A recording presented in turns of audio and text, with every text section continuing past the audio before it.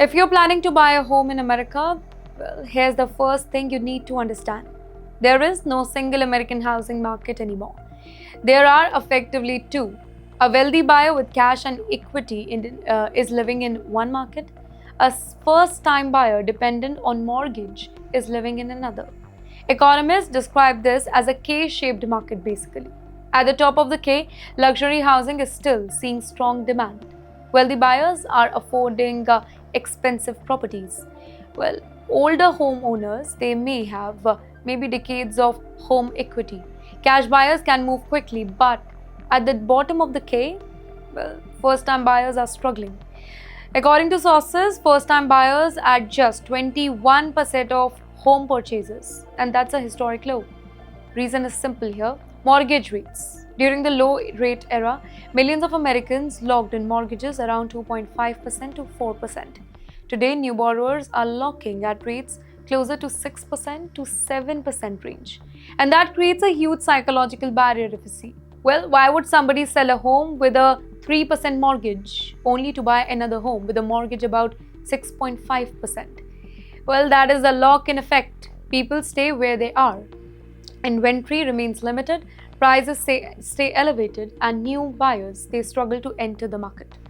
Well, for Indian American professionals, specifically those working in expensive tech hubs, this creates a very difficult calculation. You might earn a six-figure salary, but a six-figure salary does not automatically make maybe $1 million home affordable to you. In places such as San Jose, Seattle, Austin, and New York, the income required to comfortably afford a house here, it can be extremely high. And then there is competition.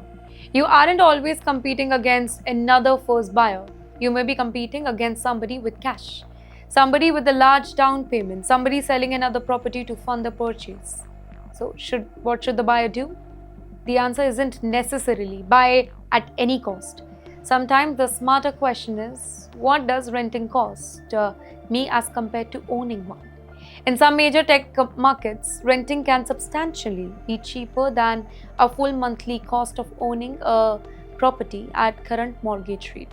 And if you already own a house with a low mortgage rate, that property can be as powerful as financial asset. You may choose to prevent that low-cut financing rather than giving it up. Some NRIs, they are also looking beyond US residential property altogether, by the way. Commercial real estate, Indian real estate, NRE or FCNR deposit, other investment. Well, the point is not one choice is always right. Well, the point is, don't mistake a huge salary for automatic affordability. The American housing market in 2026 rewards people who already have capital and equity. Well, for first-time buyers, the game is much harder. And that is why understanding the market before signing a mortgage may be more important than ever before.